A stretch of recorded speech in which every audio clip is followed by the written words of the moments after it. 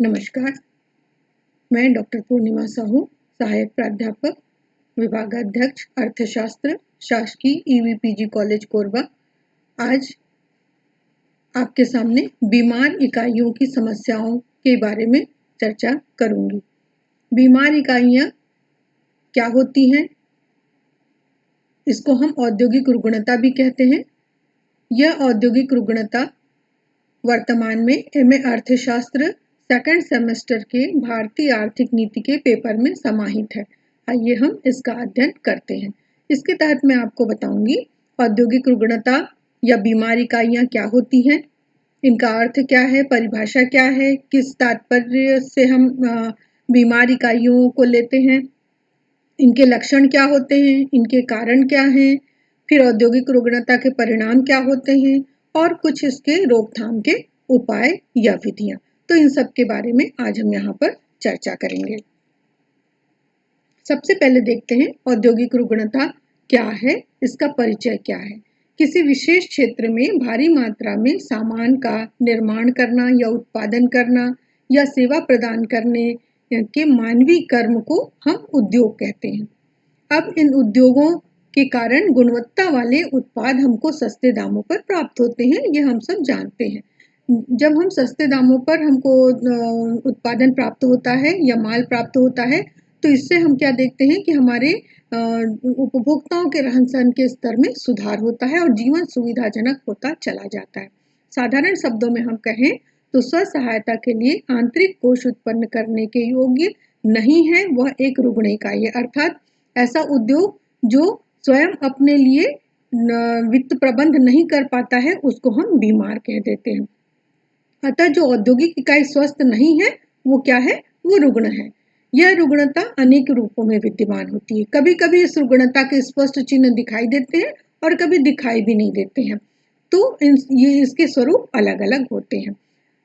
इसको देखने के लिए हम यहाँ पर देखते हैं कि विभिन्न विद्वान जो हैं उन्होंने औद्योगिक रुग्णता या बीमार इकाइयों को परिभाषित किया है। तो इनके परिभाषाओं में हम कुछ परिभाषाओं को देख लेते हैं। 1975 में भारतीय स्टेट बैंक के अध्ययन वर्ग में औद्योगिक रुग्णता को परिभाषित करते हुए कहा गया कि जो इकाई आंतरिक रूप में निरंतर आधार पर कोष जुटाने अथवा उत्पादित करने में असफल होता है तथा अपना अस्तित्व कायम रखने के लिए उसको बाहरी कोष पर निर्भर रहना पड़ता है। अर्थात इसका तात्पर्य क्या हुआ? इसका तात्पर्य यह है कि हमारे पास या एक उद्योग के पास पैसा नहीं है और उस उद्योग को चलाने के लिए वह ऋण लेता है, जिसको हम क्या कह रहे हैं? बाहरी कोष कह रहे हैं। तो इस प्रकार जो उद्योग स्वयं को चलाने के लिए वित्त प्रबंध नहीं कर पाता है, वह बीमार कहलाता है। तो इस तरह से इसको हम क्या कहेंगे? औद्योगिक रुग्णता कहेंगे। इसी तरह से औद्योगिक रुग्णता वह इकाई होती है जिसे वर्तमान वर्ष में नगद हानि सहन करनी पड़ती है। अर्थात जो वर्ष चल रहा है उनका, उस वर्ष में तत्कालिक रूप से वे घाटे में चल रहे हैं, हम सीधे से कहें, और 2 वर्षों में उसकी दशा में निरंतर रूप से घाटे की संभावना स्पष्ट हो रही है। तो इस तरह से वह उद्योग क्या होगी? रुग्ण या बीमार उद्योग कही जाएगी। इसी तरह से किसी लघु औद्योगिक कंपनी को या उद्योग को हम तब रुग्ण मानते हैं जब वह इस तरह की विशेषताएं उनमें देखने को मिलती हैं। जैसे पिछले वित्तीय वर्ष में हानि हुई है, वर्तमान वर्ष में हानि की संभावना है, पिछले 5 वर्षों में संचयी नगद हानियों के कारण अपने अधिकतम शुद्ध मूल्य में लगभग 50% का कटाव दर्ज किया है, तो भी वह उद्योग क्या होगा? रुग्ण होगा। ब्याज की लगातार 4 किस्तों का भुगतान नहीं कर पाता है, आवधिक ऋण की मूल राशि 2 अर्धवार्षिक किस्तों का भुगतान नहीं किया उसने, तथा कंपनी ने बैंक के साथ अपनी साख सीमा के प्रयोग में निरंतर अनियमितता दर्ज की हो, तो ऐसा उद्योग भी बीमार माना जाएगा। तो ये सारे औद्योगिक बीमारी या जिसको हम औद्योगिक रुग्णता कहते हैं, उसको स्पष्ट करते हैं। अब आए औद्योगिक रुग्णता या बीमारी के क्या लक्षण हैं? बीमार उद्योग के क्या लक्षण हैं? इनके मुख्य लक्षण हैं व्यवसाय के चालू अनुपातों में गिरावट, दोषपूर्ण माल उसकी क्रय सूची, इसी तरह से इन्वेंटरी आवर्तों में निरंतर कमी, जिसके कारण माल के स्टॉक में वृद्धि हो जाती है। माल की पूर्ति वह पूरी तरह से नहीं कर पाते, सप्लाई पूरी नहीं दे पाते, तो धीरे धीरे उनके स्टॉक में वृद्धि दिखाई देने लगती है। रोकड़ निर्गमों में स्थिरता, किंतु रोकड़ आगमों में निरंतर गिरावट होती रहती है। इसी तरह से कटौती में वृद्धि करके विक्रय बढ़ाने में वे असफल रहते हैं, उनका प्रयास असफल होता है हमेशा और उनको लाभ नहीं मिल पाता है। उदार ऋण नीति व शिथिल वसूली, ऋण तो वो ले लेते हैं लेकिन जब वसूली करने का टाइम आता है तो वो वसूली ढंग से नहीं कर पाते हैं। फिर इसी तरह से धीरे धीरे पुराने ग्राहकों से टकराव व कानूनी उलझनों में वे फंसते चले जाते हैं, जिसके कारण अपने उद्योगों पर ध्यान नहीं दे पाते हैं। उसी तरह से अंशों के स्वामित्व के ढांचे में परिवर्तन, व्यवसाय की प्रबंध व्यवस्था में अचानक परिवर्तन करना भी औद्योगिक रुग्णता की निशानी मानी जाती है। इसी तरह से स्थायी संपत्ति के रखरखाव और देखरेख में मरम्मत आदि की अवहेलना करते चले जाते हैं, जिससे उद्योग बीमार होता चला जाता है और बाजार की दृष्टि में उपक्रम के मूल्यांकन में गिरावट होता है। पहले अच्छा माल देते थे, अब अच्छा माल नहीं देते। तो जब अच्छा माल देते थे उनको मूल्य अच्छा मिलता था, अब अच्छा माल नहीं दे रहे हैं तो स्वाभाविक है उनके बनावट में या उनके मूल्यांकन में यहाँ पर गिरावट देखी जा रही, उनकी क्वालिटी में गिरावट देखी जा रही, जिसके कारण अच्छा उनको प्रतिसाद नहीं मिलता बाजार में, जिसके कारण मूल्यांकन में गिरावट दर्ज होती है। तो ये इनके थे लक्षण। अब हम आए औद्योगिक रुग्णता के क्या कारण होते हैं और उद्योग बीमार क्यों होता है, इसको भी यहाँ पर जानना बहुत जरूरी है। इनके बहुत सारे कारण दिखाई देते हैं। मैं यहाँ पर इन कारणों को दो हिस्सों में बांटकर बताऊंगी। पहला कारण है आंतरिक कारण और दूसरा बाह्य कारण। आंतरिक कारण उद्योग के अंदर ही समाहित होता है। बाह्य कारण जो अन्य दूसरे संसाधन वगैरह होते हैं वे बाह्य कारण के रूप में देखे जाते हैं। यह वातावरण जो होता है वो बाह्य कारणों में देखा जाता है। आंतरिक कारणों में हम आए यहाँ पर, तो आंतरिक कारण में सबसे पहला यहाँ पर है कमजोर औद्योगिक संबंध। एक उद्योग दूसरे उद्योग से संबंधित रहता है हमेशा, चाहे वो बड़ा उद्योग हो चाहे छोटा उद्योग हो। तो यदि उद्योगों में यहाँ पर पूरी तरह से संबंध स्थापित नहीं हो पाते, संबंध किस तरह से, अच्छे संबंध होने चाहिए, तब उद्योग क्या करेगा, ग्रो करेगा, अन्यथा नहीं कर पाता। जैसे एक बड़े उद्योग को छोटे उद्योगों से रॉ मटेरियल्स के रूप में सामग्री प्राप्त होती है, तो यदि बड़ा उद्योग का संबंध छोटे उद्योग से, क्योंकि छोटा उद्योग बड़े उद्योग का पूरक उद्योग के रूप में काम कर रहा है, और यदि उनके दोनों के संबंध अच्छे नहीं होंगे तो वो अच्छा माल सप्लाई नहीं करेगा छोटा उद्योग बड़े उद्योग को। तो इस तरह से दोनों में आपसी संबंध या समझ बूझ होना बहुत ही आवश्यक है। दूसरा आता है अकुशल प्रबंध, अर्थात प्रबंध में यहाँ पर कमी दिखाई देती है। हम ढंग से या उद्योगपति ढंग से प्रबंधन का काम नहीं कर पाते हैं, तभी यहाँ पर एक उद्योग जो होता है वो बीमार हो जाता है। इसी तरह से उस उद्योग में वित्त का अभाव, हम अच्छे से या एक उद्योग अच्छे से, एक उद्योगपति अच्छे से अपने वित्तीय क्षेत्र को संभाल नहीं पाता है, ऋण की व्यवस्था नहीं कर पाता, या हम कहें पूंजी की व्यवस्था नहीं कर पाता है। पूंजी की व्यवस्था न होने के कारण ऋण ले लेता है। ऋण लेने का तात्पर्य है वह एक बोझ तले दब जाता है, क्योंकि ऋण को वापस भी करना है और उसी ऋण के आधार पर वह यदि अपने उद्योग को ग्रो कराना चाहेगा तो उसको बहुत ही अच्छा मैनेजमेंट करना होगा, ताकि वह ऋण भी वापस कर पाए और उद्योग को लाभ भी हो। तो वित्त का अभाव जहाँ पर रहेगा वहां पर एक उद्योग ग्रो नहीं कर पाता है। इसी तरह से तकनीक का अभाव, जो उद्योग पुराने तकनीक पर ढर्रे से काम कर रहे हैं वे न्यू टेक्नोलॉजी को नहीं अडॉप्ट कर पाते हैं, क्योंकि उसके लिए पैसा लगता है और पैसा उद्योगों के पास होता नहीं है। तो तकनीक को वो जल्दी से न्यू टेक्नोलॉजी को अडॉप्ट नहीं कर पाते हैं, जिसके कारण क्या होता है, उद्योग बीमार दिखाई देता है और वहां पे अच्छा माल नहीं बन पाता, अच्छा उत्पादन नहीं हो पाता, जिसके कारण बाजार में उसके मूल्यों में गिरावट आती है। इसी तरह से दोषपूर्ण नियोजन, जब भी हम कोई काम करते हैं, तो जब भी हम कोई आर्थिक क्रियाकलाप करते हैं तो पहले हमको प्री प्लानिंग करनी पड़ती है, नियोजन करना पड़ता है। यदि हमने पहले से नियोजन नहीं किया और अचानक से उद्योग शुरू कर दिया, तब क्या होगा, तब बाजार में हम टिक नहीं पाएंगे और हमारा नियोजन अच्छा नहीं होने के कारण हम बाजार में बाहर हो जाएंगे, प्रतियोगिता से बाहर हो जाएंगे। तो इस तरह से भी नियोजन का अच्छा होना बहुत जरूरी है, और यदि नियोजन अच्छा नहीं होगा तो स्वाभाविक है उद्योग बीमार हो जाएगा। इसी तरह से उद्यमियों की अयोग्यता, कई उद्यमी के पास में पैसे जरूर होते हैं लेकिन उनके पास में योग्यता नहीं हो पाती है। तो इसका एक अच्छा सॉल्यूशन ये है कि उद्यमी अपने उद्योग में तो पैसा लगाए लेकिन योग्य व्यक्तियों को वहां पर काम पर रखे और अपने उद्यमों को आगे बढ़ा। तो इस तरह से ये बहुत सारे औद्योगिक कारण हैं, आंतरिक कारण है सॉरी, जिसके कारण एक उद्योग जो होता है वह बीमार हो जाता है। अब हम आए थोड़े से बाह्य कारणों पर।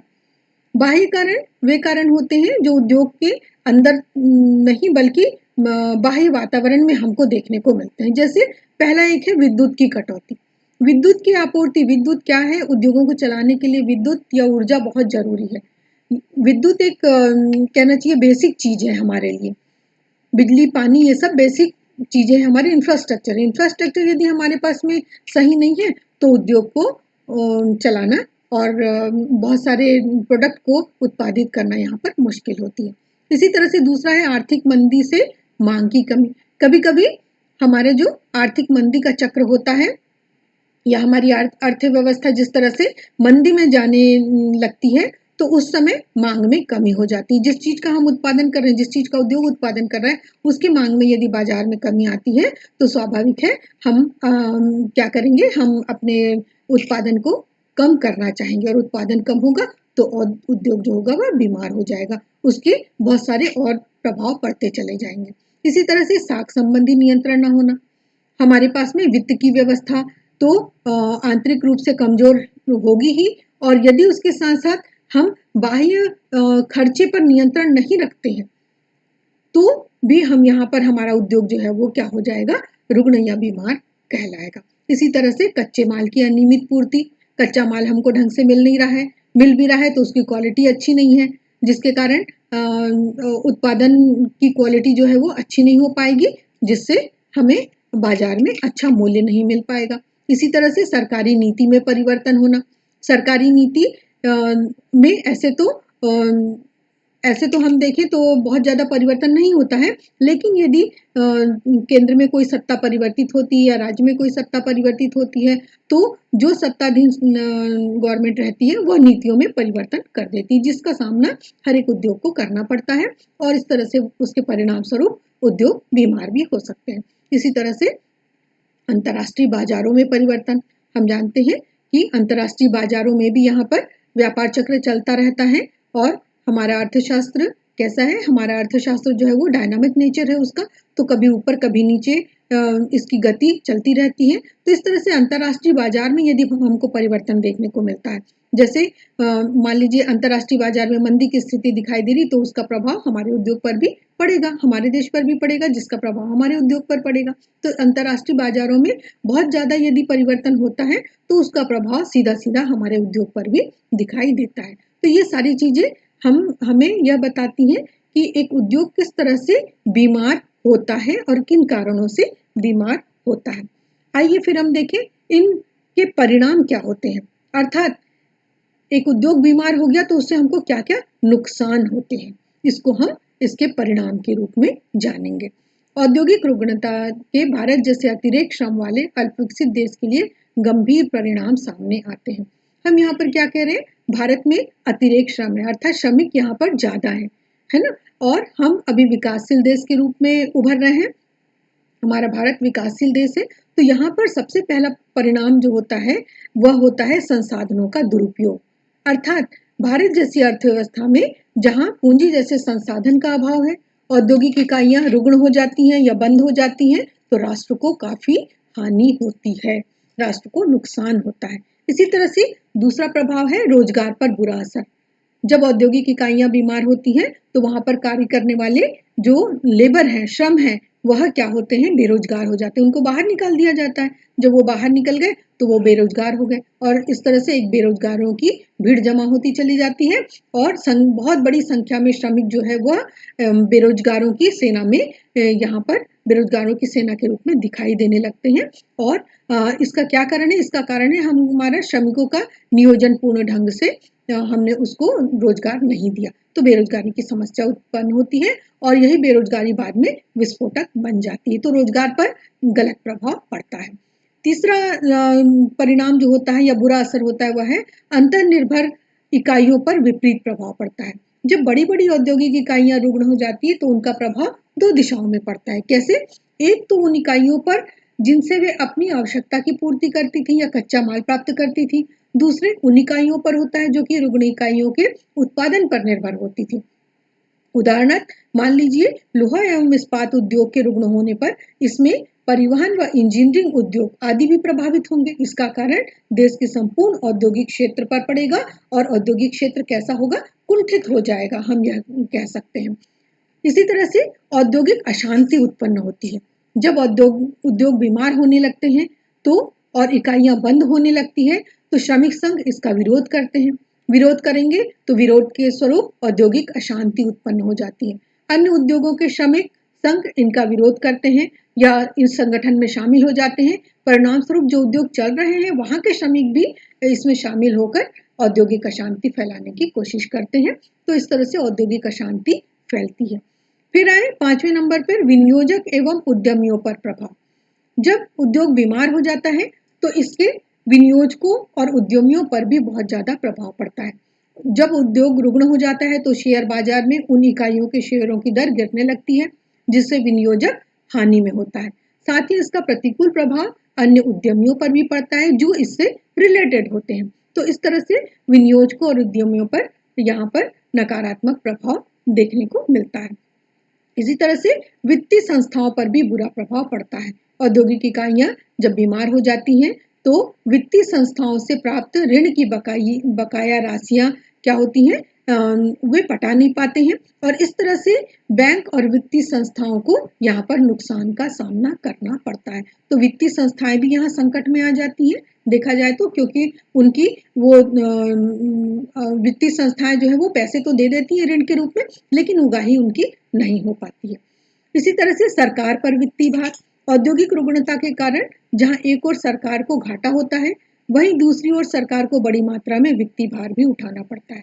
जब औद्योगिक इकाइयां अच्छी स्थिति में होती हैं और लाभ अर्जित करती हैं तो सरकार को कर एवं शुल्क के रूप में आय प्राप्त होती है, किंतु इनके विपरीत सरकार को यदि रुग्ण इकाइयां पुनर्स्थापित करना पड़ जाए तो बहुत मात्रा में वित्त लगाना भी पड़ता है और उसका भार भी स्वयं सरकार को उठाना पड़ता है। अतः सरकार को यहाँ पे दोहरा भार उठाकर दोहरी हानि उठानी पड़ती है। तो इस तरह से सरकार पर डबल चोट लगती है वित्त के रूप में। तो ये सारी चीजों को हमने देखा कि बीमार इकाइयों के रुग्ण होने से क्या प्रभाव पड़ते हैं, यानी बुरा प्रभाव तो हर जगह हमको दिखाई देता है। अब आए औद्योगिक रुग्णता की रोकथाम की विधियां।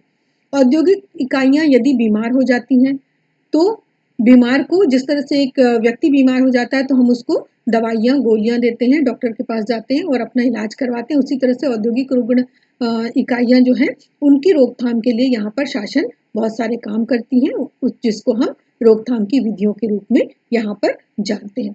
औद्योगिक रुग्णता को रोकने के उपाय बहुत सारे हैं, इसमें से मैं चंद उपायों को यहाँ पर बताऊंगी। जैसे पहला उपाय है, रुग्णता के दोषी व्यक्तियों को पर्याप्त दंड दिया जाना चाहिए और उन्हें जवाबदेह बनाया जाना चाहिए। जो वास्तव में जानबूझकर उद्योगों को बीमार बनाने की कोशिश करते हैं उन व्यक्तियों को दंड देना चाहिए। दूसरा, औद्योगिक इकाई की रुग्णता की संभावना होने पर सरकार द्वारा प्रयास किए जाने चाहिए और सरकार को अपने उद्योगों के बीमार होने की जानकारी तुरंत देना चाहिए। जरूरत पड़ने पर उस उद्योग को सरकार अधिग्रहण भी कर लेती है। इसी तरह से तीसरी बात आती है, रुग्ण इकाई के विकास के लिए पर्याप्त प्रबंधन किए जाने चाहिए जो गवर्नमेंट करती है। इसी तरह से एक इकाई यदि बीमार हो जाती है तो नई योजनाएं इनके लिए बनाई जाए और पुराने प्रबंधन को बदल देना चाहिए। अर्थात पूरा प्रबंधन, या हम कहें जिसको कि जो प्रबंधन का ढांचा होता है इसको यदि हम नया कर दें, चूंकि प्रबंधन को नया करने में हमको वित्त बहुत ज्यादा लगेगा, फिर भी यदि पुराने प्रबंधन को हटाकर नया प्रबंधन कर दे तो वह इकाई फिर से ग्रो करने लगती है। इसी तरह से रुग्ण इकाइयों के पुनः स्थापन करने के लिए या पुनर्जीवित करने के लिए बैंक या वित्तीय संस्थाएं भी बहुत सारे कदम उठाती हैं। गवर्नमेंट जो है वित्तीय संस्थाओं को यह कदम उठाने के लिए आदेशित करती है। तो ये जो कदम उठाती हैं वो क्या है, इसको हम देखते हैं। सबसे पहली बात आती है घटे हुए दरों पर ब्याज की वसूली। ब्याज जब बैंक जो होती है वो जो ऋण देती है छोटे छोटे इकाइयों को, उद्योगों को, तो उनकी ऋण की उगाही जो है वो घटे हुए दरों पर करे, यह क्या कहा जाता है, घटे हुए ब्याज दरों पर करे, यह कहा जाता है। इसी तरह से खातों में बकाया राशि के एक भाग को स्थिर कर देना, है ना, यानी फ्रीजिंग कर देते हैं कि इतना हिस्सा हम आपसे नहीं लेंगे। इसी अर्थात छूट देना। इसी तरह से अतिरिक्त चलती पूंजी की सुविधाएं देना, वर्किंग कैपिटल उनको उपलब्ध करवाते रहना, ये भी एक बैंक का काम होता है, जिससे बीमार इकाइयां ग्रो करती हैं और चलने लगती हैं। उचित पारिश्रमिक और ब्याज का भुगतान करना, ये भी बैंकों के द्वारा बीमार औद्योगिक इकाइयों को रोकने के लिए काम किया जाता है। इसी तरह से गवर्नमेंट ने आईआरबीआई को सौंपे गए विभिन्न कार्य भी हैं, जिसके तहत एक बीमार इकाइयों को यहाँ पर संभालने की कोशिश की जाती है। इनको पुनर्जीवित या पुनर्स्थापित किया जाता है। रुग्ण औद्योगिक इकाइयों को वित्तीय और तकनीकी सहायता उपलब्ध किए जाते हैं। पूंजी संसाधनों के पुनर्निर्माण के लिए तथा उन्हें तर्क संगत बनाने के लिए रुग्ण इकाइयों को सुझाव भी दिया जाता है बैंकों के थ्रू। एकीकरण और विलय के लिए वर्णित बैंक सेवाएं उपलब्ध करवाता है। इसी तरह से कार्यकारी तथा अन्य अधिकारियों के चुनाव में रुग्ण इकाइयों को प्रबंधकीय सहायता देना भी इनका काम होता है। इस तरह से रुग्ण इकाइयों को शीघ्र रोकने के लिए जो हम कार्य करते हैं वह क्या होता है? भारतीय रिजर्व बैंक ने रुग्णता को आरंभिक सोपान पर ही पकड़ने के महत्व पर बल दिया है। अर्थात जैसे ही एक उद्योग बीमार होने लगता है, बैंक यह कोशिश करता है, भारतीय रिजर्व बैंक, कि उनका हम तुरंत क्या करें, निदान करें, ताकि उसे पुनर्जीवित करने के लिए सुधारक उपाय तुरंत उनको उपलब्ध कराए जाए और वो उद्योग जो है वो बहुत ज्यादा बीमार ना हो पाए। इसके लिए बीमार औद्योगिक कंपनी एक्ट 1985 लागू किया गया है और रिजर्व बैंक में व्यापारिक बैंकों को परामर्श भी दिया है। क्या परामर्श दिया है? उन्हें यह एहतियात दिया गया है कि उनके पुनर्स्थापन के लिए एहतियाती कदम उठाए जाए। तो इस तरह से हम ये देखते हैं कि बहुत सारे उपाय यहाँ पर जो बीमार उद्योग हैं उसके लिए किए जाते हैं। इसी तरह से और भी हम देखें, व्यापारिक बैंकों ने भी बहुत सारे उपाय किए हैं। बैंक संचालन विभाग और भारतीय रिजर्व बैंक के विकास के सभी क्षेत्रीय कार्यालयों में प्रांत स्तरीय अंतर संस्थागत समितियों की स्थापना की गई है, जिससे बैंकों, राज्य सरकार, केंद्र, प्रांत और इन सब के वित्तीय संस्थाओं के अभिकरणों के बीच बेहतर तालमेल सुनिश्चित हो सके। तो बेहतर तालमेल को यहाँ पर प्राथमिकता दी गई है। उसी तरह से व्यापारिक बैंक ने भारत के औद्योगिक विकास बैंक के वित्तीय पुनर्स्थापन विभाग में एक विशेष केंद्र की स्थापना की गई है। ऐसे केंद्रों का मुख्य कार्य बीमार इकाइयों और समस्याओं की ओर ध्यान देना है और बैंक उन्हें क्या करती है, इनके पास में भेजती है। इसी तरह से 1983 में भारतीय रिजर्व बैंक ने व्यापारिक बैंक को एहतियाती उपाय करने का परामर्श दिया।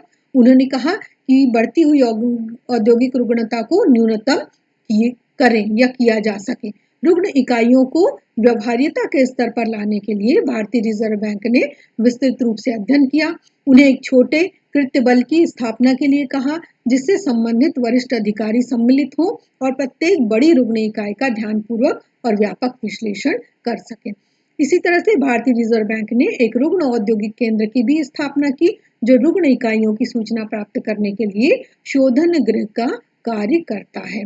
वह इनकी जटिल समस्याओं के समाधान के लिए सरकार, बैंक, वित्तीय संस्थाएं और अन्य अभिकरणों के बीच समन्वयकार का कार्य भी करती है, अर्थात कोऑर्डिनेटर का काम भी यह करती है। तो इस तरह से हम क्या देखते हैं कि ये सारे उपाय जो है वो बैंक यहाँ पर करती है। तो इस तरह से हम देखते हैं कि अंत में जो एक बीमार औद्योगिक इकाइयाँ होती हैं, उनको यहाँ पर क्या करना चाहिए? औद्योगिक बीमार इकाइयों की रुग्णता के प्रमुख कारणों को दूर करना चाहिए। इसका प्रमुख कारण क्या होता है? वित्तीय संस्थाओं से जो ऋण लेती है उद्योग, वो उस ऋणों को क्या करती है? पटा नहीं पाती है और वित्त की कमी होती चली जाती है। जैसे जैसे पूंजी की कमी उद्योगों में होने लगेगी, वैसे वैसे वो उद्योग बीमार होता चलेगा। प्रबंध की क्षमता में कमी आएगी। इसी तरह से जो उत्पादन हो रहे हैं उसमें कमी आएगी, उत्पादन की क्वालिटी में गिरावट आएगी और इस तरह से बाजार में उस उत्पादन की अच्छी कीमत नहीं मिल पाती। तो इस तरह से आमूल-चूल ढंग से हम देखें तो इसका एक प्रमुख कारण क्या है? वित्त की कमी होना या ऋण का बढ़ते चले जाना। तो इस तरह से औद्योगिक ऋणों को यदि हम कम करने की कोशिश करें तो हमारे बहुत सारे जो छोटे-छोटे लघु उद्योग हैं जो बीमार हो रहे हैं, वो आसानी से यहाँ पर बीमार नहीं हो पाएँगे यदि हम उन्हें उचित मात्रा में ऋण की उपलब्धता करवाएँ। जिससे वो अपने उद्योगों के प्रबंधन को क्या करें, बहुत अच्छे तरीके से संचालित कर पाएँ और अच्छा माल बाजार में लाकर अच्छा लाभ लेकर अच्छी कमाई कर पाएँ और अपने उद्योगों को आगे बढ़ा पाएँ और साथ ही साथ उत्पादन के रूप में उपभोक्ताओं को एक अच्छा सेवा का अवसर यहाँ पर दे सकें। तो इस तरह से यहाँ पर आज हमने जो अध्ययन किया वह बीमार इकाइयों के संदर्भ में था। ये वीडियो का हिस्सा मैं यहीं पर समाप्त करती हूँ। धन्यवाद।